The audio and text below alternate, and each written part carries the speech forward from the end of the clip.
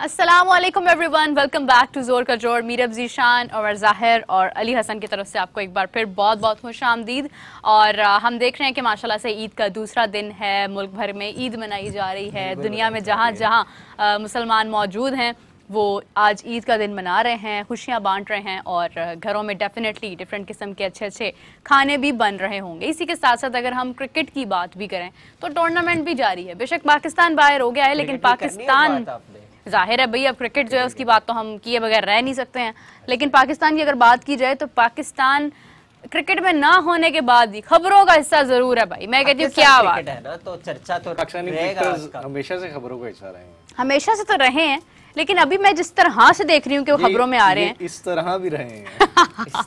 अच्छा, मतलब एक दौर था, जैसे आज सवेरा पाशा भी जिक्र कर रही थी कि खिलाड़ी जो है 90s में जब आते थे तो वो रात के अंधेरे में आते थे, मतलब बहुत मुख्तलिफ अंदाज में, अगर कोई मैच हारना तो वापस आना। और अभी तो हम देख रहे हैं कि हमारे खिलाड़ी अभी यूके में छुट्टियां मना रहे हैं आराम सुकून से। ठीक है, रेस्ट करना उनका बनता है, पार्ट ऑफ लाइफ है। और दूसरी तरफ एक बहुत आप समझ लें ऐसा वाकया पेश आया कि मुझे लगता है कि ये ज़्यादती है, ये गलत है। और वो ये है कि हारिस रऊफ़ अपनी फैमिली के साथ जा रहे हैं, उनके साथ एक खातून मौजूद है, शायद वो उनकी वाइफ हैं या हो सकता है कि उनके घर की कोई भी खातून है। वो उनके साथ जा रही हैं और एक फ़ैन आता है, आई डोंट नो कि वो कौन है, कहाँ से हैं, मुझे कुछ नहीं पता, लेकिन वो आते हैं और वो आके उनके साथ कुछ हीटेड कन्वर्सेशन होती है, जिसके रिएक्शन में हारिस रऊफ़ को रोका जाता है और उसके बावजूद वो वहाँ से जंप करके जाते हैं कि अपने गुस्से का इजहार करते हैं। एग्जैक्टली। तो आप देखें कि मैं ये समझती हूँ कि किसी भी शख्स के लिए ये बात गलत है कि आप खेल को उसकी पर्सनल ज़िंदगी के साथ मत जोड़ें। अगर कोई अपने किसी वैसे भी साथ अगर कोई खातून हो तो मुझे लगता है कि आपको थोड़ा सा अपनी जो गुफ्तगू है उसमें फ़र्क आपको लेकर आना चाहिए, एज़ कम्पेयर टू कि कोई अकेला जा रहा हो या वो अपनी टीम के साथ जा रहे हों। तो आप जिस तरह के जुमले अदा करते हैं वो बाज़ औक़ात होता है कि अगर वो अपनी फैमिली के साथ जा रहे हैं तो आप थोड़ा सा लिहाज करते हैं। आपको नहीं लगता कि गलत है, ये नहीं होना चाहिए? ये सबसे पहले तो इसको कंडेम करना चाहिए। ठीक है, पाकिस्तानी टीम की परफॉर्मेंस जो है वो वर्ल्ड कप में ठीक नहीं रही है। हाँ। गुस्सा है शायकीन को, फैंस को, लेकिन मेरे ख्याल में ये गुस्सा निकालने का गलत तरीका है। आप देखें आप क्या तासुर दे रहे हैं, इसमें एक और चीज मैटर करती है, आपकी तरबियत क्या है। हाँ। अच्छा, आपने तनकीद करनी है, आपके पास सोशल मीडिया प्लेटफॉर्म्स हैं, आप खुल के करें तनकीद, ट्वीट कर दें आप, मतलब आप सोशल मीडिया पे खुलकर तनकीद करें। हाँ। अब जो वीडियो मेरे ख्याल में तो उनके साथ उनकी वाइफ ही थी, और जो अल्फाज मैं सुनकर आ रहा हूँ, कुछ मेरे सामने जो आई थी एक वीडियो, उसमें मतलब साफ अल्फाज सुनाई दे रहे थे। तो हारिस की जगह मैं भी होता ना तो मेरे ख्याल में मेरा भी यही रिएक्शन होता, क्योंकि ये फितरी है। जब आप फैमिली के साथ हैं और कोई बंदा आपको इस तरह के अल्फाज आपके लिए इस्तेमाल करेगा जो अब नहीं कर सकते, सही बात है, तो भाई उस पे आपको कोई फूलों का हार तो नहीं पहनाएगा।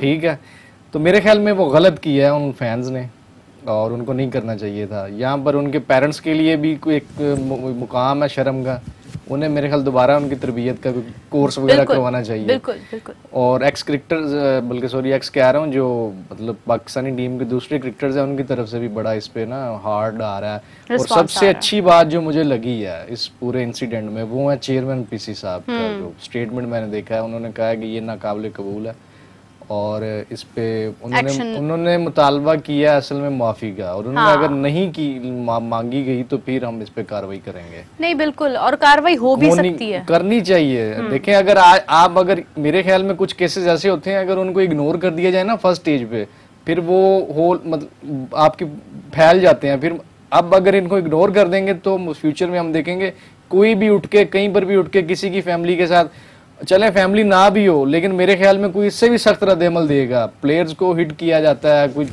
उन पर कोई चीज फेंक देनी या उनकी तस्दीक की जानी, मेरे ख्याल में इसको यहीं पे वाकई कार्रवाई करनी चाहिए और इसको रोक लेना चाहिए। इसमें कोई गुंजाइश नहीं है। उमर, आपको तो खैर जिस तरह से आप बताते हैं कि आप क्रिकेट के साथ लिंक्ड हैं, सिंक्ड हैं, तो आपको तो यकीनन ऐसे वाकयात याद होंगे कि इससे पहले भी इस किस्म के वाकयात पेश आते रहे हैं कि जब खिलाड़ी आते हैं तो उनके साथ एक नाकाबिले बर्दाश्त बिहेवियर फैंस की जानिब से अक्सर होता है। और अब सोशल मीडिया का दौर है तो अब उसकी नौयत बदल गई है, लेकिन जो एक अंदाज था लोगों का फीडबैक देने का, रिएक्शन देने का, वो जो है नहीं हम ठीक कर पाए हैं, आज तक तरबियत नहीं कर पाए हैं। What would you say about? देखिए मेरा, जिसने भी ये किया है उसने अपना आप दिखाया है, उसने रिफ्लेक्शन दिया इस चीज की कि वो उसकी तरबियत है। ज़ाहिर बात है जो उसने किया है वो उसका अपब्रिंगिंग दिखा रही है कि उसकी ऐसी हुई है, जो कि अनफॉर्चुनेट है। हमें भी गुस्सा आता है प्लेयर्स पे, हम भी अपने जज्बात का इजहार करते हैं, एक तरीके से करें, सलीके से करें।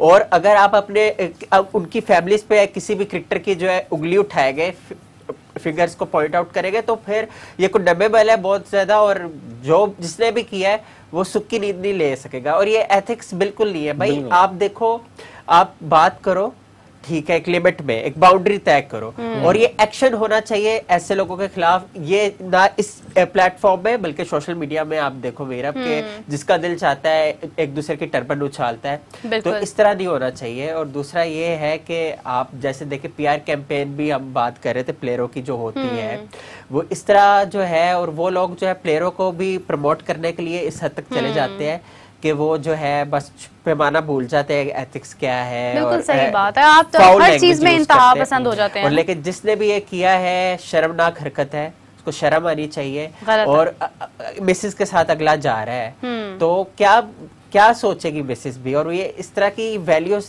ये बहुत शर्मनाक बात है। देखें बहुत गलत बात है। उनका क्या कसूर है कि वो पाकिस्तान टीम की नुमाइंदगी कर रहे हैं और खेल अगर वो पेश नहीं कर पाए हैं तो इसका मतलब ये नहीं है कि आप उनकी पर्सनल जिंदगी पर भी अटैक शुरू करते हैं। अच्छा, एक और चीज़ भी सामने आ रही है कि हारिस रऊफ ने कहीं ये कहा है, मुझे इसकी अभी एग्जैक्ट मैं डिटेल्स में भी गई नहीं हूँ बिकॉज मुझे वक्त नहीं मिल सका। आज एक तो ईद का दिन है और फिर माशाल्लाह से हम जिस तरह से प्रोग्राम्स कर रहे हैं, लेकिन एक चीज़ सर्कुलेट कर रही है कि हारिस रऊफ ने एग्जैक्टली ये वर्ड बोला है कि इंडियन फैन था कोई। तो इसमें अब कितनी हकीकत है कितनी नहीं है, और वो फैन इंडियन था या पाकिस्तानी था या यूएस बेस्ड था या कहीं का भी था, बात सिर्फ इतनी है कि तरबियत और जो एक रिएक्शन है वो सबके लिए इक्वल होना चाहिए। और किसी के लिए भी मैं मतलब हमेशा ये बात करती हूँ कि जब आपको एक बड़े पैमाने पर, मतलब आप जब डिफरेंट हैं एक आम इंसान से, तो आपको उसकी आपकी गुफ्तगू में एक फ़र्क महसूस होना चाहिए। जैसे आप कह लें कि आप एक प्लेटफॉर्म पर मौजूद हैं, आपको उसमें रिलीजन को, सेक्ट को, किसी भी मुल्क को, किसी भी शख्स के साथ स्टीरियोटाइप्स को, इन चीज़ों को अवॉइड करना चाहिए, क्योंकि आपकी बात जो है वो already overall world wide globally सुनी जा रही है। तो you don't have to say anything related to a specific place और एरिया। मतलब आपको एग्जैक्टली ये बोलना चाहिए कि मैं तमाम लोगों से मुखातिब हूँ, या कोई भी शख्स था, कोई अननोन शख्स था। देखिए आपने उसकी बायोग्राफी तो चेक नहीं की है कि वो है कहाँ का या क्या है, वो तो अब चीज़ें सामने हो सकता है आ जाए इसके, जिस तरह मोहसिन नकवी साहब ने कहा है कि इसके ऊपर देखना ज़रूरी है कि कौन है एग्जैक्टली, कि बदतमीजी तो बर्दाश्त नहीं है। अच्छा, मेरे ख्याल में ये स्टेटमेंट जो हारिस किया उसमें तो नहीं पॉइंट आउट हुआ कि वो इंडियन है। यस, और इंडियन कैसे एक पाकिस्तानी प्लेयर को डॉलर्स का ताना दे सकता है? पाकिस्तानी ही, क्योंकि आप देखिए कि आई डोंट थिंक सो, वो पाकिस्तानी फैन है और I think American overseas US based होगा, हो सकता है इंडियन भी हो, पाकिस्तानी भी हो, कोई भी फैन हो। सवाल ये पैदा होता है मीरा अली भाई कि क्या वो क्रिकेट का फैन है। अगर वो क्रिकेट का फैन हो तो ये स्पिरिट का ख्याल रखे, ये चीजों का ख्याल रखे। भाई हमारे भी दिल टूटते हैं कई बार, लेकिन हम इस तरह नहीं करते, हर बार कह लो, लेकिन हम अभी भी प्यार करते हैं अपने प्लेयरों से, क्योंकि हम ये अगर जैसे हम भी वैसे ही है, फिर हम भी इनका पीछा नहीं छोड़ेंगे। लेकिन हाँ, बिल्कुल आपको अपने आप को ठीक करना होगा। अगर आप क्रिकेट की बात करें तो बड़ा मतलब चेंजेस की आप बात करते हो ना, सर्जरी की बात करते हो, सर्जरी की बात की जरूरत नहीं है। मसला पता है क्या है कि आपको टैलेंट हंट करना है। हाँ। और टैलेंट हंट करना है, उसका प्रोसेस एक फॉलो करना है। उस टैलेंट हंटिंग के फेजेस हो गए और उसके बाद प्लेयरों को रिफाइन करना है। फिर आपने एक खैप तैयार करनी है प्लेयर्स की, 25-30 प्लेयर्स की कर लो। और वो अगर कोई भी आए, आना जाना तो लगा रहता है, बोर्ड में सिलेक्शन कमेटियां भी बदलती है, लेकिन the matter of fact is के वो जो जाने वाली हो वो बता दे अगले आने वाली सिलेक्शन कमेटी को, भाई ये प्लेयर तैयार हुए और इन्हीं पे निगाहें रखो। अब इंडिया में देख लो ना, जो बीसीसीआई है उन्होंने इस 25-30 प्लेयर्स की खेप तैयार की हुई है और उसी में से एक प्रोसेस के थ्रू न्यूजीलैंड की बहुत बड़ी एग्जांपल है हमारे पास कि आप देखें कि उनकी एक तीसरे दर्जे की टीम इस काबिल थी कि वो एक मुल्क में जाके परफॉर्म कर सके, ना सिर्फ परफॉर्म करे बल्कि वो मैचेस जीत कर आए। अगर 5 मैचेस थे तो उनमें से एक बारिश में नजर हुआ, लेकिन 2 मैचेस अगर पाकिस्तान जीता है तो आप ये देखें कि 2 मैचेस उन्हीं के मैदानों में न्यूजीलैंड की सी टीम जीती है। तो उनके लिए तो उनका बैकअप प्लान पूरा तैयार है। प्लेयर्स तैयार करने की एक होती है ना, प्लानिंग होती है। मतलब आप छोटी जो सीरीज होती हैं आपकी मेन इवेंट्स के अलावा, तो आपके जो डोमेस्टिक में फर्स्ट क्लास में क्रिकेटर्स पड़े हैं आपके ए टीम में है, जो भी आप कह लें, तो आप उनको एंगेज करते हैं वहां पे। बिल्कुल, वो इतना जरूरी तो नहीं होता ना। तो वहां पर आपको पता चल जाता है कि ये प्लेयर जो है इसका क्या स्टेमिना है, ये इसको इंटरनेशनल डेब्यू करवाएं या ना करवाएं। तो आप देख लेना, जो न्यूजीलैंड पाकिस्तान के खिलाफ खेल कर गई है, मेरे ख्याल में बड़ी जल्दी उनमें से 2-3 चेहरे जो हैं वो नेशनल में आ जाएंगे, same as it is India. Overall तमाम में यही होता है। पाकिस्तान का मसला 4 प्लेयर्स थे न्यूजीलैंड का जो वर्ल्ड कप में पार्टिसिपेट किया उन्होंने, बाकी तो सारे दूसरे थे। ब्रेसवेल जिसमें से थे उन्होंने फीचर किया, अच्छे टैलेंटेड प्लेयर है, लेकिन ये देखे ना लेकिन प्लेयर बनाने का तरीका यही है ना, प्लेयर बनाने का तरीका यही है। जब भी इंडिया जिम्बाब्वे वगैरह से खेलती आ गए तो नए प्लेयर्स जाते हैं। बिल्कुल आप देख ले केएल राहुल फर्स्ट टाइम 2015 में स्पॉटलाइट में आए, 2016 में स्पॉटलाइट में आए थे और जिम्बाब्वे में उनको भेजा गया था। तो उसके बाद वो तैयार हुए आपके सामने। फिर ये जो बिग गन्स है जितने भी महेंद्र सिंह धोनी, विराट कोहली वगैरह, वो नहीं जाते थे, तो रेस्ट करते थे। तो ये देखे ना, एक तसल्ली भी रहती है कि आपके पास बैकअप तैयार हो रहा है सारा। लेकिन हम लोग जो है सिर्फ 2 लोगों के साथ ही चलाएंगे टीम, उनको ही ओपनिंग कराएंगे। 2021 के वर्ल्ड कप में वो कॉम्बो गया, 22 में वो गया, 24 में वो जा रहा है, चले एक आधे वन डाउन हुआ प्रेशर। अभी वो ऑस्ट्रेलिया में आपने आमिर जमाल को खिलाया था, वो एक अच्छा एक्सपीरियंस था। तो उसको, लेकिन जब आप मौका आया जहां पर उसको खिलाना चाहिए था, वहां पर आप शादाब ले गए। ये फैसले तो गलत हो रहे हैं, लेकिन मैं फिर एक बात ये कहूंगी कि अगर हम ये देखते हैं कि किस तरह से कहां से बयानात कहां तक जा रहे हैं, क्योंकि अब सोशल मीडिया का दौर है। वहाँ हमारी टीम में तब्दीली होती है, हमारी टीम में कोई सर्जरी होती है या कोई नया प्लेयर आता है या जाता है, वो एक अलग मैटर है। लेकिन सोशल मीडिया का दौर है, आपकी आज एक एक मूवमेंट कब कहाँ कैसे सरेआम आप बदनाम हो जाएं, यू नेवर नो। बदनाम का लफ्ज मैं इसलिए यूज कर रही हूँ बिकॉज आप कर कुछ रहे होते हैं और उसको कुछ और पोर्ट्रे करके फ्रेम कर दिया जाता है। मतलब मिसाल के तौर पर अगर हारिस रऊफ का रिएक्शन ना आता तो इसको एक गलत रंग भी दिया जा सकता था कि फैन के साथ एक मतलब अपनी हार का गुस्सा फैन पर निकाला जा रहा है। उनके स्टेटमेंट से पहले जो मैं सूरत हाल देख रहा था ना, ऑफिशियली स्टेटमेंट से पहले वो ऐसे ही था। उसमें हारिस को एक हिटलर से, मतलब आप कह लें, अफसोस की बात है, क्योंकि देखें आप, लेकिन तस्वीर के दोनों रुख देखने चाहिए और ये किया जाता है ओपिनियन फॉर्मेशन को जो है ना वो बनाने के लिए, और ये कैंपेन ही होती है जिस तरह की होती है। और ये सोशल मीडिया ऐसा टूल है आपके हाथ में, ये जो आपका मोबाइल फोन है, ये एक ऐसा टूल है कि आप इसको बिल्कुल एक बायस्ड और एक वन साइडेड सिचुएशन आप दिखा सकते हैं। यू कैन नॉट टेल कि what was happening behind that. मुझे एक स्टोरी आप सबने भी सुनी होगी कि एक फोटोग्राफर था, उसने एक फोटो मतलब ली कि एक बर्ड, 2 बर्ड्स की थी, और मेरे ख्याल से पता नहीं, मुझे ज्यादा डिटेल्स उसकी नहीं मालूम है, लेकिन ये है कि वो फोटो को बड़ा गलत पोर्ट्रे किया गया कि वो बचाने की बजाय उसको जो है वो खुद उसकी तस्वीर बना रहा है। हाँ, तो उसका दूसरा रुख क्या है ये कोई भी नहीं जानता, और उसके ऊपर बड़ा क्रिटिसिज्म भी हुआ था। लेकिन बाद में उसको खैर मजीद एक उसके ऊपर गुफ्तगू काफी डिटेल में चली और फिर वो चीज वायरल हुई। मगर अभी अगर हम बात करते हैं तो आप देखें कि कब क्या चीज कहाँ किस तरह वायरल हो जाए, यू नेवर नो। एक ये पहलू है। दूसरा पहलू ये है उन तमाम लोगों के लिए कि just because to make something viral, just because of a few likes, आप अपनी इखलाकियात से बाहर मत आएं। एथिक्स बहुत इंपॉर्टेंट है। हमारे सामने भी कई वाकयात हो रहे होते हैं जिनको हम रिकॉर्ड कर सकते हैं, लेकिन हमारी जरूरत नहीं होती है कि हम किसी की इजाजत के बगैर उसको रिकॉर्ड करें। रिकॉर्ड करके फिर हम सोशल मीडिया पर डाल रहे हैं।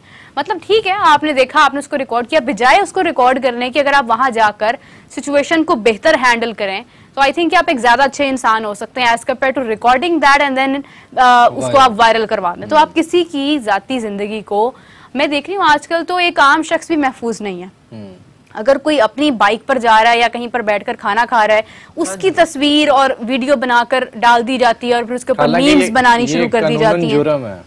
बहुत गलत है। मुझे लगता है कि इस चीज पर आपको फोकस करना चाहिए। जितनी भी टीम्स इसके पीछे हैं जो इसको सर्कुलेट करती हैं या इसको चेक करती हैं, मेरी उन तमाम टीम से रिक्वेस्ट है कि आप इस पर गौर करें कि एक चीज अगर सर्कुलेट हो रही है तो कहाँ से हो रही है और इसके ऊपर पाबंदी आयद होनी बहुत जरूरी है, वरना ये तो आपके गले पड़ सकती है। एक प्लेयर्स के लिए भी मैं मैसेज देना चाहूंगा कि आप जब जाते हैं टूर्स पे तो आप मेहरबानी किया करें, आप अपनी फैमिलीज को कम से कम थोड़ा अरसा आप भी रेस्ट दे दिया करें। जरूरी नहीं है कि आपने हर टूर पे फैमिली, क्योंकि आप देखिए परफॉर्मेंस आपकी पहले ही नहीं है और फैमिलीज को अभी क्या कर रहे हैं वहां पर, मुझे ये बताएं।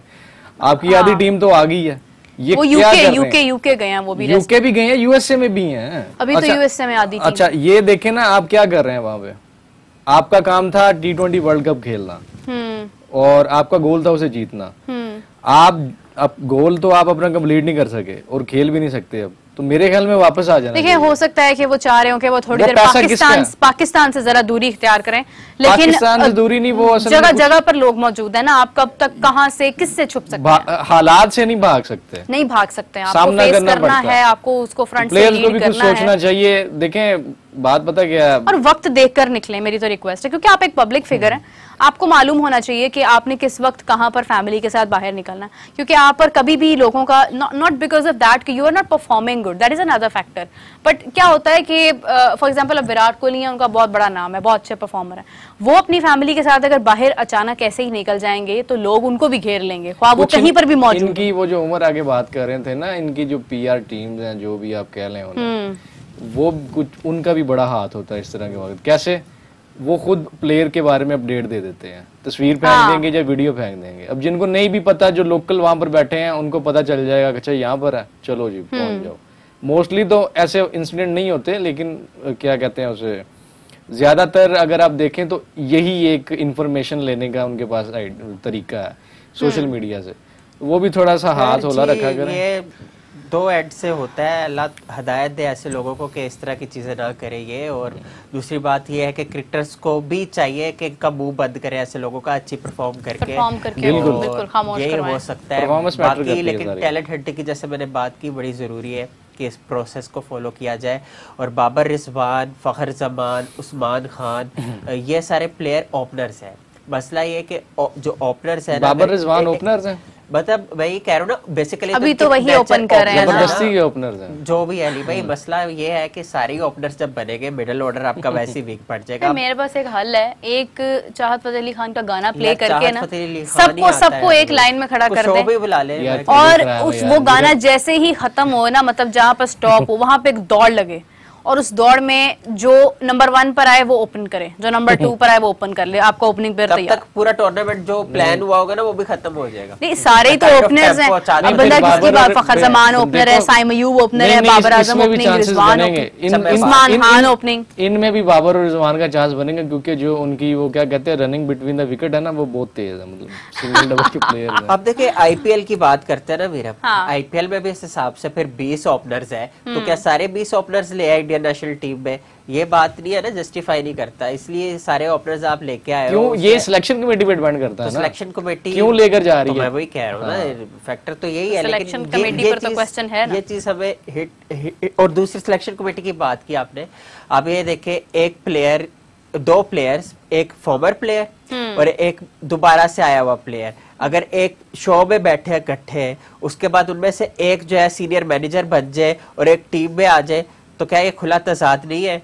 जी बिल्कुल। तो the matter of fact is कि ये चीजें जब होगी ना, तो फिर परफॉर्मेंस, बेशक वो बंदे ने परफॉर्मेंस दी है, लेकिन सुपर ओवर में आपका ज़ाहिर बात है पट्टा तो बैठाया उसने। लेकिन खैर घूम घुमाकर बात, वो तो खैर मैं अभी भी मेरी सुई वहीं पे अड़ी है कि उसको इन्वेस्टिगेट किया जाना चाहिए, इन्वेस्टिगेट किया जाना चाहिए। आप देखें कि मैं एग्जैक्टली इसके अंदर एक बात ऐड करना चाह रही थी कि अगर हम याद करें तो PSL के दौरान मोहम्मद आमिर की फैमिली के साथ जो है वो एक गलत बिहेवियर सामने आया था ना, वो बिल्कुल पुलिस डिपार्टमेंट की तरफ से, आई गेस के मुल्तान में उन्होंने कंप्लेंट तो उन्होंने कंप्लेंट की और उसके ऊपर अभी एक ही लम्हे में ये चेंज आया कि मरियम नवाज वजीर आला मुंतखब हुई और मरियम नवाज के पास वो उनकी शिकायत जाती है ट्विटर के थ्रू और मरियम नवाज उस पर ये रद्द-ए-अमल देती हैं कि वो इसको प्रोसेस को इस पर पूरा गौर करती हैं और इस पर अपनी नज़र डालती हैं और उनको सोल्यूशन देती हैं और उसके बाद जो है वो उनका थैंक्स करते हैं। तो आप ये देखिए कि कुछ फैसले ऐसे होते हैं कि आपको फौरन लेने पड़ते हैं अपने उन प्लेयर्स के लिए, उन नामों के लिए जो आपका नाम बुलंद करते हैं पूरी दुनिया में, तो आपको फौरन एक्शंस लेने पड़ते हैं। और मैं फिर यही कहूँगी कि इसको स्ट्रिक्टली इसके ऊपर एक्शन लिया जाना चाहिए कि खिलाड़ियों के इर्द गिर्द उनको प्रॉपर सिक्योरिटी फराहम होनी चाहिए, जहां पर भी वो हों। कोई उनकी वीडियो ना बना रहा है, अगर कोई बना रहा है तो उसके फ़ोन से प्रॉपर वीडियो डिलीट होनी चाहिए। और हम सबको ये एथिक्स देने की बहुत ज़रूरत है कि मैं हैरान हूं कि मतलब चले एक तो होता है कि बच्चे हैं, यूथ है, 18-19 साल के बच्चे हैं, 20-25 साल के बच्चे हैं, लेकिन सेंसिबल लोग, मतलब जो किसी के आप कह लें कि 40s में होते हैं, उनकी मतलब एक एज ऐसी है कि उनको दूसरे बच्चों को तरबियत देनी चाहिए, वो मोबाइल फोन लेकर वीडियोस बना रहे होते हैं। तो आप देखिए ना कि कितनी कॉमन ये चीज होती जा रही है। तो ये गलत है, इसको इस्तेमाल मत करें इस तरह से, किसी की पर्सनल जिंदगी को मत वायरल करें अपने लाइक्स के लिए और अपनी एक चंद मिनट की सेटिस्फेक्शन के लिए, जस्ट बिकॉज के ये वीडियो वायरल हो रही है, ये मेरे फोन से वायरल हुई है।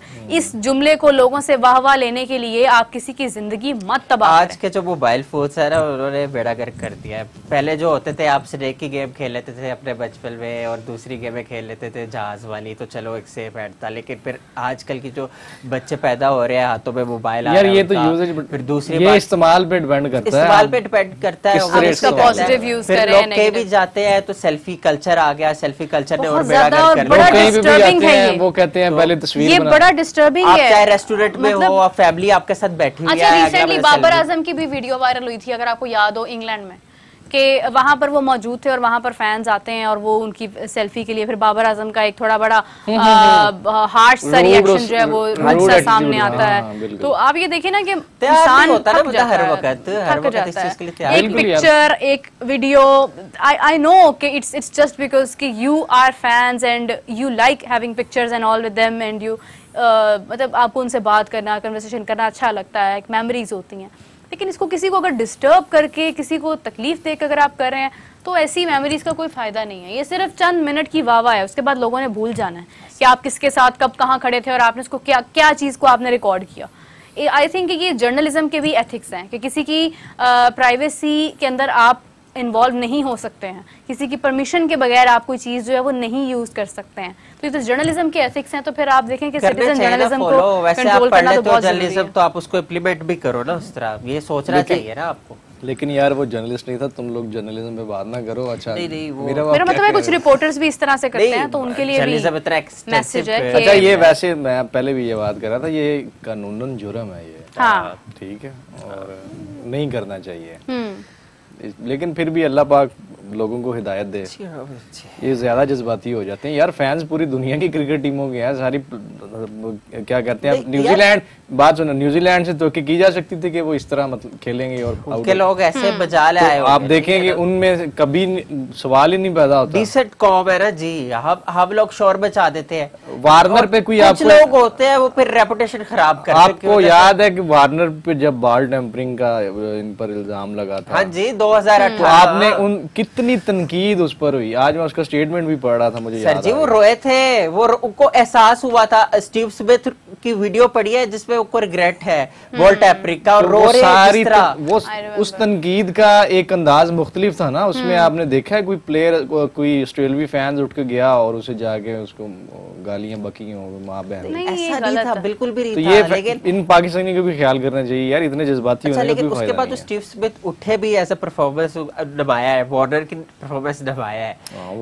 अब ये देखे ना, गलती से सीखता भी है बंदा, सीखता है इंसान। और ये जिन्होंने तनकीद बराए इस्लाह वाली बात है, इस्लाह, तनकीद बराए तजलील नहीं होनी चाहिए, तनकीद बराए इस्लाह होनी चाहिए। मैं यही बार-बार यही बात करता हूँ कि प्लेयरों को भी चाहिए कि अपनी परफॉर्मेंस पे फोकस करें ना, ताकि इस तरह की नॉनसेंस ना हो। ये वैसे इस तरह की नॉनसेंस एक्सेप्टेबल भी नहीं है, और ये लॉ बनना चाहिए, डिकोरम सेट होना चाहिए, लॉज हैं, एक बाउंड्री के तहत इम्प्लीमेंटेशन नहीं है। बिल्कुल सही बात है, क्योंकि बहुत बड़े पैमाने पर इम्प्लीमेंटेशन हो। अगर ये तो खैर यूएसए में तो लॉज बड़े स्ट्रिक्ट हैं। आई होप कि पीसीबी इसको एक्शन लेना चाहिए। अच्छा, अगर हम दूसरे एक और चीज में ऐड करना चाहूंगी कि गैरी क्रिस्टन ने कल जिस तरह से पाकिस्तान टीम के मुतालिक बातें रिवील की हैं कि टीम में ग्रुपिंग है, मैंने ऐसी टीम आज तक नहीं देखी है और पता नहीं क्या कुछ, वो सारी गुफ्तगू करने के बाद हरभजन सिंह का उसके ऊपर रिएक्शन आता है और वो उन्हें ये कहते हैं कि आप इनको छोड़ें और आप इंडिया वापस आ जाएं, क्या करना आपने। ठीक है, उन्होंने मजाक में उन्होंने जवाब दिया या उन्होंने सीरियसली इसका जवाब दिया।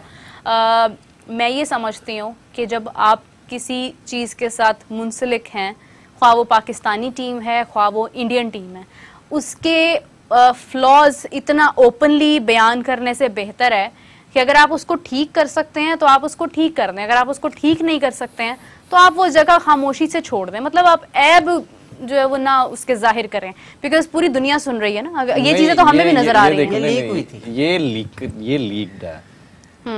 घर में जब आप क्या कहते हैं बड़े बच्चों को समझा रहे होते हैं तो वो बात लीक हो जाना वो बुरी बात है। समझाना तो है, अगर गैरी ने गुस्सा किया है या लाइटली का, मैं आप एक बात आपको बता दूं, आधे प्लेयर्स को तो समझ ही नहीं लगी होनी उसने कहा गया। चलें वो भी बात आपकी ठीक है। बहरहाल ये जो मामला है ना ये लीग है और ये खुद प्लेयर्स में से ही किसी ने किया होगा। अच्छा, अब आप यहाँ से मतलब ये बात इसको शेयर करने का मकसद ये है कि एक तो ये पहलू है, दूसरा पहलू आप फिर देखें अगेन द सेम थिंग कि आप किसी की पर्सनल चीज लीक आउट कर रहे हैं। मैं वही कह रहा हूं, कोच और प्लेयर्स के दरमियान डिस्कशन। बात बताओ, ये बात ये है कि कुछ लोग खबरें बनाने के लिए ना इस तरह कर देते हैं, इसको फीडबैक न्यूज़ में क्या सीक्रेट था, कॉन्फिडेंशियल था, ये between players and the coach मामला था। और ठीक है, कोच ने डांटा वगैरह जो भी है ठीक है, लेकिन एक बात है कि गैरी क्रिस्टन चुप रहने वाले कोच में नहीं है जो पहले रहे हैं। बहुत अच्छी बात है, खामोश ना रहे। लेकिन और मैं समझता हूँ कि अगर इनको दबाया नहीं गया तो ये कुछ ना कुछ करेगा जरूर। गैरी क्रिस्टन की जिम्मेदारी है नहीं, इसके पीछे पूरी टीम है, पूरा बोर्ड है, पूरी मैनेजमेंट है, जिन सबको इस मौजू के ऊपर जो है वो बात करने की जरूरत है। मगर उनकी बात को उठाकर खबर बनाकर बाहर पेश कर देना अनएथिकल है। ये एक चीज है जिसके ऊपर गौर करने की जरूरत है। दूसरी बात ये है कि सिर्फ बातें, सिर्फ बयानात, सिर्फ डिस्कशन आपको ठीक नहीं कर सकती है, क्योंकि ये मसाइल वो हैं जो बहुत देर से चलते आ रहे हैं। इनको प्रॉपर इसके ऊपर एक प्लान बनाने की जरूरत है। इसको किस तरह से आपने ठीक करना है। आपने इन खिलाड़ियों को खत्म नहीं करना, आपने इन खिलाड़ियों को बेहतर तरीके से यूटिलाइज करना है। आपने इन खिलाड़ियों पर काम करना है, आपने उनकी फॉर्म को देखना है कि उनकी फॉर्म कहाँ पर खराब है, क्यों उनके पास जो है वो शॉट्स की डिफरेंट शॉट्स नहीं है उनके पास, क्यों उनके पास जो है एग्जैक्टली मेरे पास मुझे वर्ड एग्जैक्टली नहीं बोलना आ रहा था, क्यों कमी है। मतलब उस कमी को दूर करना जो है वो आपका एग्जैक्टली जो टीम को करना क्या चाहिए। अगर कोई प्लेयर फिट नहीं है तो उसकी फिटनेस पर आपको किस तरह से काम करना है, आपको नया टैलेंट किस तरह से प्रोड्यूस करना है। पीएसएल आपको नया टैलेंट देती आई, पीएसएल ने आपको क्या दिया, पीएसएल से तो आपने आजम खान को ले लिया, साइम को ले लिया। कभी किस चीज की नहीं है, मसला ये स्किल्स भी है, मसला ये है कि इनसिक्योरिटी, ये सारी चीजें फिर और चीजों में पड़ जाना, ठीक है ना।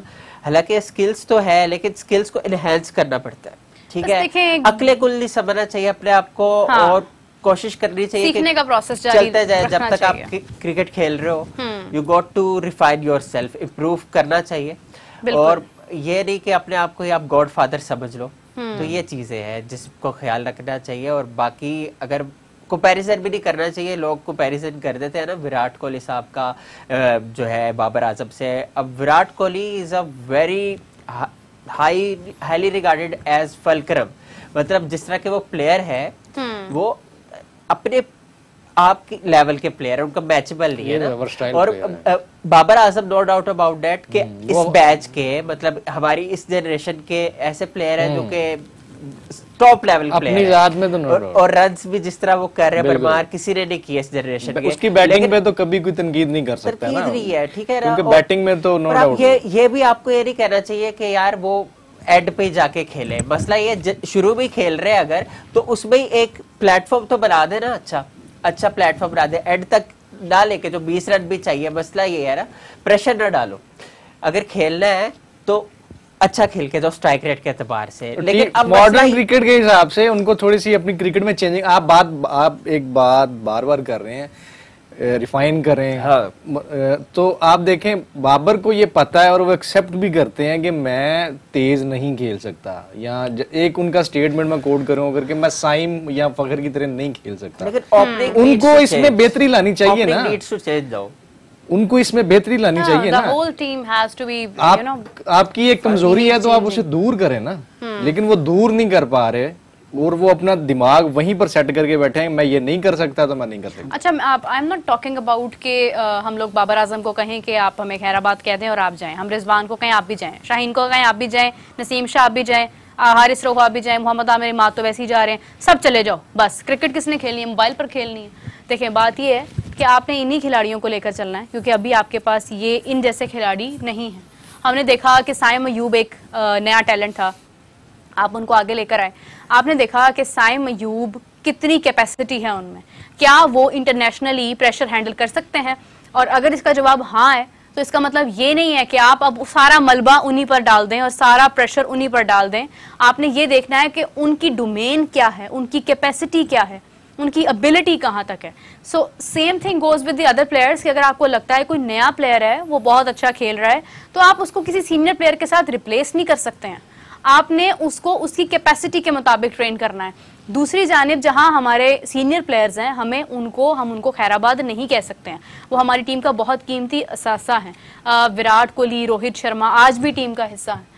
तो हमें ज़रूरत ये है कि एग्जैक्टली हम अपने जो सीनियर प्लेयर्स हैं हम उनकी रिस्पेक्ट करते हैं और हम देखते हैं कि वो कहाँ पर मिस्टेक्स कर रहे हैं, हम उनकी मिस्टेक्स को ठीक कर सकते हैं। कोई भी मतलब एग्जैक्टली मैं जो कहना चाह रही हूँ वो ये है कि जितने भी लोग इस वक्त तनकीद कर रहे हैं, including me, including Umar, including Ali and every person, I am not talking about the selection team, I am talking about the community जो कि ये बात कर रहे हैं, जो लोग हैं, जो आम लोग हैं, द ले मैन, कि वो ये क्रिटिसाइज कर रहे हैं कि आप इस टीम को खत्म कर दें और आप नई टीम लेकर आए। नई टीम का मतलब ये नहीं है कि हम लोग सारा जो है वो इंटरनेशनल मैचेस उन पर डाल दें, आगे चैंपियंस ट्रॉफी आ रही है उन पर डाल दें। इन प्लेयर्स को भी हमें यूटिलाइज करना है, लेकिन ठीक तरीके से करना है। नहीं, मैं तो इस हक में नहीं हूं, मैं तो इस हक में हूं इस टीम में 3-4 प्लेयर्स छोड़ के ना सबको फारिग कर। सीनियर प्लेयर्स अगर कम से कम 3 साल के लिए आप, यार शादाब ने कितने डोमेस्टिक खेले? तो चैंपियंस ट्रॉफी में कौन है आपके पास? नहीं, मैं वैसे एक सवाल पूछ रहा हूं, अभी मेरी बात नहीं कंप्लीट। डोमेस्टिक तो वो बहुत कम कितने मैच खेलते हैं? तो आपकी टीम का वो वाइस कैप्टन रहा, वो बात करते हैं उस पे मैंने बात कर रही है शादाब पे, लेकिन अभी उससे पहले आपने बात की सीनियर प्लेयर्स की। तो सीनियर प्लेयर्स की बात करते हैं ना आप, तो रोहित शर्मा की आपने एग्जाम्पल उनको कोट किया, विराट कोहली को कोट किया, तो उन्होंने स्किल सीखे सर्वाइव करने के, इनहेंस किया अपने आप को वक्त के साथ। अगर लगा है कि दूसरा प्लेयर कोई एडवांस शॉट खेल रहा है, एग्रेसिव शॉट खेल रहा है मॉडर्न डे की क्रिकेट की रिक्वायरमेंट के मुताबिक, तो उन्होंने शॉटें लाए हैं, रेंजेस लेके आए अपने अंदर वो लेकर अब हमने देख रहे हैं कि बाबर आजम साहब, रिजवान साहब लेके आए हैं, रेंजेस इंप्रूव किया है। अगर किया 100 बिस्मिल्लाह। जो रूट इतना टेक्निकली कोई तगड़ा प्लेयर और मेरा फेवरेट प्लेयर है इंग्लैंड का, वो पहले टी20 क्रिकेट भी खेलते थे, टेस्ट के बेहतरीन प्लेयर है, ओडीआई के बेहतरीन प्लेयर है, लेकिन टी20 में नहीं सर्वाइव कर सके और चले गए, वो कोई इशू नहीं है। अब बात ये है कि ये चीजें देखनी है और वाकई चेंजेस लानी चाहिए हमें, लेकिन ये नहीं कि बिल्कुल ही आप इस चीज को तब्दील कर दें। एक्सेसिबल जैसे आपको एक प्रोसेस ही होगा, एक टैलेंट हंटिंग होगी। मैं आप ये कहता हूँ, अब ग्रास रूट की बात करते हो ना, वो टैलेंट हंटिंग भी वही चीज है, मतलब कि आपको टैलेंट को रिफाइन करना है और आपने लिस्ट तैयार करनी है कि हमारे टॉप के 30 प्लेयर्स हैं, अब इसमें से हम टीम बनाएंगे, इसमें से हम कप्तान बनाएंगे, जो भी है, जो आपको बेहतर लगता है कप्तान आप लाओ। अच्छा, एक कमेंट आ रहा है बार बार, मैं एक्चुअली बहुत ज्यादा कमेंट्स आज देख नहीं रही हूँ, थोड़ा सा मेरा फ़ोन की बैटरी भी लो है और कुछ डिस्कशन बहुत सीरियस हो रही है, तो I am more involve in that. अभी मैंने देखा कि नेक्स्ट कैप्टन कौन हो सकता है पाकिस्तान टीम का, तो आपको क्या लगता है इसी टीम में से अगर हम देखते हैं तो आप किसको कैप्टन देख रहे हैं? यार मुझे तो पहले दिन से डाउट है, अगर बाबर को रिप्लेस पीसीबी निकाले या वो खुद रिजाइन करे तो रिजवान का ऑप्शन है। रिजवान। अच्छा, वैसे एक और चीज़ इसमें मैं ऐड करूँगा, फ़खर को भी खबरों में लाया जा रहा है, पता नहीं, लेकिन फ़खर का एक ना, हर इंसान की एक नेचर होती है, तो मेरा नहीं ख्याल कि फ़खर उस नेचर के हिसाब से कामयाब कप्तान हो। Rizwan could be a better captain. Shahid Afridi साहब हमेशा से कहते आ रहे हैं, and I also agree with your point कि Rizwan could be a better अच्छा कैप्टन हो सकता है, लेकिन किस फॉर्मेट के लिए? खुदा के लिए, टी20 के लिए ही, टी20 और वनडे के लिए डिसाइड करेंगे ना, टेस्ट में तो मेरे का शान मसूद अभी तक है। अच्छा उमर, आपका क्या ख्याल है? देखिए, मैं अभी तो फिलहाल हक में नहीं हूँ कि इनमें से कोई कप्तान बने, लेकिन मैं अभी ये नहीं बता सकता कि कौन बने। मैं चाहता हूँ कि आउट ऑफ द बॉक्स मतलब। अच्छा, एक सॉरी मैं बात इंटरप्ट कर रहा हूँ, शान मसूद हो सकते हैं अगर, क्योंकि देखें, अच्छा शान मसूद की बात की, वो पहले टी20 क्रिकेट नहीं खेलते थे, डोमेस्टिक खेलते थे अली भाई, लेकिन मसला ये 2022 में ये डिसाइड किया गया कि उनको टी20 डेब्यू कराते हैं इंटरनेशनल पे, और इंग्लैंड होम सीरीज हुई, वो खेले और फिर 18-20 मैच उन्होंने खेल लिए, फिर वर्ल्ड टी20 खेला उन्होंने, तो एक अच्छे प्लेयर है, मतलब एंकर करना जानते हैं, बड़ी शॉटें भी खेल लेते हैं, ठीक है ना, तो उनको क्यों गायब किया गया है एकदम मंजरे आम से? हाँ जी, या तो वो उनको कप्तान बनाया जाए, या तो फिर मैं समझता हूँ कि आप शान मसूद की बात कर रहे हैं यहाँ पर, और इतने अच्छा खिलाड़ी हैं एक चीज मैं मिस कर गया हूँ, शाहीन को नहीं लेनी चाहिए। अगर तो शाहीन लेंगे भी नहीं आप, उसे शाहीन को कप्तानी नहीं लेनी चाहिए। शाहीन का जो एटीट्यूड जो मुझे समझ आता है के साथ उसके साथ नाइंसाफी की गई है ना, एक बात करनी है, आप पहले कर ले पॉइंट कंप्लीट। जिस तरीके से शाहीन के साथ नाइंसाफी की गई है ना, और बाबर ने जिस तरह खुदगर्जी दिखाई है और फौरी इसने एक्सेप्ट कर लिया, कप्तानी शाहीन को नहीं। आप बनाए रिजवान को, रिजवान कैप्टन T20 का कैप्टन बनाए, उसे वनडे का बनाए उसे कैप्टन आप, लेकिन खुदा के लिए उससे ओपनिंग ना करवाए। रिजवान T20 का बैट्समैन नहीं है। देखो यार, सरफराज ने मुझे याद है वो अपनी बैटिंग पे फोकस कम कर रहा था कैप्टनसी में कप्तानी में, लेकिन उसने कप्तानी से टीम को जोड़ लिया था और उसके रिजल्ट्स भी सामने आ रहे थे। ये नहीं कि वो नहीं खेलता था, ठीक है, कम स्कोर करता था, या उसने अपनी बैटिंग नंबर जो बैटिंग पोजीशन थी उसने नहीं चेंज की। अच्छा, तैयब को भी कैप्टन बनाया जा सकता है, वो तैयब ताहिर को, एक प्लेयर है डोमेस्टिक के, तैयब ताहिर डोमेस्टिक के प्लेयर, लेकिन उमर इस तरह से कैप्टनसी मिल नहीं सकती है ना कि आप सडनली कोई भी प्लेयर नहीं, रिजवान के चांसेस हैं, कहें कि आप कैप्टनसी संभालें पाकिस्तान की इंटरनेशनल टीम की, तो वो मुमकिन नहीं है। मजाक की बात तो चलो ठीक है, हम मजाक में तो कह लें कि आजम खान को कैप्टन बना लें, लेकिन ये है कि आपको फैसला, आपको कैप्टन एज एन वो शख्स हो सकता है, वो प्लेयर हो सकता है अगर तो सरफराज जो है ना, बात लोगों को जो टीम के इस वक्त मसाइल जानता है, पीछे ना जाएं अब, इस वक्त हमारी टीम का कैप्टन वो हो सकता है। भी अगर आपने देखे ना, कितने खिलाड़ी पीछे आपको एक प्रोसेस फॉलो करना पड़ेगा, तैयार करना पड़ेगा कैप्टन, या तो फिर आप यार जब माइकल क्लार्क ने छोड़ी है कैप्टनसी, एक मिनट माजरत, जब माइकल क्लार्क ने कैप्टनसी छोड़ी है तो वो पीछे से प्लेयर उठा के लाए हैं। कौन था कैप्टन? मेरी बात सुन लेना, जब धोनी ने छोड़ी है तो वो पीछे से प्लेयर उठा के टीम का ही कोई होता है ना यार, जो चला गया सो चला गया। ये जो प्रीवियस बैठ के यार टीवी पर लेक्चर्स झाड़ रहे हैं ना, ये इनकी परफॉर्मेंस सबको पता है। बिल्कुल जरूरी नहीं है कि आप अहमद शहजाद की वापस ले आए या उमर अकमल की वापस ले, भाई नया टैलेंट उठाएं और उसको तैयार करें। जैसे बैटर है, कप्तान ना भी बने, अच्छा पोटेंशियल वाला बंदा है। फिर आप देखें जिस तरह से साहबजादा फरहाद को इग्नोर किया जा रहा है, हैदर अली को इग्नोर, कामरान है उसमें यार, एक कामरान गुलाम की मैंने अक्सर बात करता हूँ, तो ये प्लेयर है, इन पे इन्वेस्ट करें यार। आप हैदर अली को आपने डेब्यू कराया था 2020 में। खैर अब तो देखते हैं सूरत हाल कहाँ तक जाती है, क्या फैसले होते हैं टीम में। अभी हमें प्रोग्राम एंड करना है। एक बात कर ले, जी प्लीज। शदाब की अगर बात करें ना, तो मेरा ये अपनी एक राय है कि आप देखें एक फ्रेंचाइज से जिससे वो खेलते आए हैं, तो वहां से उन्होंने टॉप ऑर्डर में आए वो, ठीक है। उसके बाद बॉलिंग उससे पहले करते थे और क्या फ्लो में बॉलिंग करते थे, लेकिन उसके बाद उनकी बॉलिंग खराब होना शुरू हुई। फिर वो पाकिस्तान टीम में भी आए, ये उसको लेग स्पिनर बनाना चाहते हैं, वो कभी नहीं बन सकता। पहले फिर भी बेहतर था ये, नहीं वो हाँ बॉलिंग में थी, लेकिन वो बात बताएं, शादाब ऑलराउंडर है यार, लोगों का दावा तो है। इफ्तिखार पावर हिटर है, इफ्तिखार पावर हिटर है। बाबर आजम रिजवान ओपनर है। नहीं, T20 के नहीं, मैं कभी इत्तेफाक नहीं करूंगा। आप चाहे मेरी गर्दन उतार लें, आपको लगता है इन्हें टेस्ट में ओपनिंग करनी चाहिए? यार टेस्ट में करें ओपनिंग, ये आप खेलें, इनको खिलाएं टेस्ट, इनको ओपनिंग करवाएं। आप बाबर को कप्तानी दे दें टेस्ट की, अपनी मर्जी से खेल। शान मसूद ओपनिंग करते हुए किधर जाएगा टेस्ट में? नहीं, शान मसूद का बैटिंग ऑर्डर तो डेफिनेटली चेंज हो जाएगा जब आप देखें। ये तो खैर, अब जितनी आज हाफिज साहब ने एक बात की मुझे बड़ी अच्छी लगी, जितनी शक्लें उतनी अकलें कि हम अब जितना इस चीज सवाल को सर्कुलेट करेंगे उतने बयान आते जाएंगे। लेकिन मैं एक्चुअली उस टाइम ये बात कर रही थी कि कैप्टन वो हो सकता है जिसको इस वक्त हमारी टीम में मसाइल पता है और उनका हल पता है, और वो एक्चुअली उनको हल कर सकता है, और वो किसी ग्रुप का शिकार नहीं है।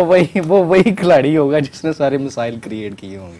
I don't know, but I think so कि ऐसा प्लेयर जो एग्जैक्टली किसी ग्रुपिंग के अंदर इन्वॉल्व नहीं है, अनबाइस्ड है, और उसको मसाइल एग्जैक्टली पता है और वो उनको हल करने की अहलियत रखता है। अगर ऐसा कोई आपके पास टीम में अभी मौजूदा बेसिक कोई नहीं लग रहा, मुझे लगता है कि अगर Mohammad Rizwan could be a great captain, क्योंकि शाहिद अफरीदी साहब की प्रेडिक्शन है और उनका एक I don't think so कि it can be wrong because Rizwan could be a better option। शुरू में ही ये फैसला करना चाहिए था। अभी टीम की क्या सूरत हाल है ये आप और मैं नहीं समझ सकते हैं, ये टीम जानती है और ये प्लेयर्स खुद जानते हैं। तो जिसको लगता है कि उसको कैप्टनसी करनी चाहिए, जिनके साथ प्लेयर्स का राब्ता है जी, हाँ, मतलब अंदर की खबरें तो अब तमाम लोग जानते हैं। खैर अभी हम प्रोग्राम अपना रैप अप करते हैं। ईद थोड़ी सी आज तो खैर अब कुछ ही घंटे बाद जो है वो अगला दिन शुरू हो जाएगा, तीसरा दिन शुरू हो जाएगा, लेकिन दूसरा दिन यकीनन बारबेक्यू वगैरह खाया आप लोग, अच्छा गुजरा होगा, फैमिलीज के साथ आपकी गैदरिंग्स हुई होंगी। अफगानिस्तान वैसे आज बहुत बुरा हाल है मेरा, क्या कहेंगे आप? ओह यार, अफगानिस्तान देखिए फर्क आता है, कंडीशंस फर्क हो जाती हैं, टूर्नामेंट में उतार चढ़ाव तो it's a part of team. उन्होंने जो जितने मैचेस से पहले खेले वो बहुत अच्छे खेले, लेकिन इट्स नॉट पॉसिबल कि आप हर मैच ही इसी तरह से खेलते रहे। मतलब इंडिया अपना पूरा टूर्नामेंट 2023 ओडीआई का अपने होम ग्राउंड्स पर बहुत बेहतरीन खेला, मगर एंड पर आकर वो मैच हार गए। तो समटाइम्स लक आपकी साइड पर नहीं होती और समटाइम्स ये होता है कि आप अफगानिस्तान के बारे में यार वेस्ट इंडीज को दाद देनी चाहिए, बस दाद देनी चाहिए। जिस तरह से बहुत जबरदस्त खेला है पुरान ने, हक का दाद निकोलस दिया। पुरान ने जिस तरह से अपनी परफॉर्मेंस दी है, इट वाज इनक्रेडिबल। पहले शर्फिन रदरफोर्ड ने जो है वंडर्स किए थे इनकी पिछली आउटिंग में, इस बार पुरान चल गए, तो वेस्ट इंडीज बहुत फेवरेट जा रहा है इस वक्त। हो सकता है कि हम आई थिंक वेस्ट इंडीज और साउथ अफ्रीका ही 8-8 पॉइंट्स के साथ आगे गए हैं। हाँ, अगला मैच अब आप कह लें कि साउथ अफ्रीका और अमेरिका का है, क्या प्रेडिक्शन है, साउथ अफ्रीका या अमेरिका? हाँ, साउथ अफ्रीका मजबूत है, अभी यही तो बात कर रहा हूँ मैं, कोई मैच नहीं आ रहा तो हाँ मजबूत होगा वो। साउथ अफ्रीका जी, यूएसए अब इस बार उनका प्रोसेस जो शुरू हो जाएगा डिक्लाइन का, मतलब डिक्लाइन इन द सेंस इतना ही होता है, बिल्कुल ही वो पीक का काट ली। चले हम देखते हैं क्या सूरत हाल होती है। खैर everyone, we will catch you tomorrow, और कल हम लोग बात करेंगे आपके साथ करंट मैचेस के ऊपर। आगे जो टूर्नामेंट सुपर 8 का जो मरहला जो बहुत ज्यादा इंटरेस्टिंग है वो शुरू होने जा रहा है। पाकिस्तान क्रिकेट के हवाले से क्या अपडेट सामने आती हैं, क्या खबरें बाहर आती हैं, उन पर हम आपसे बात करेंगे। तब तक के लिए अल्लाह हाफिज।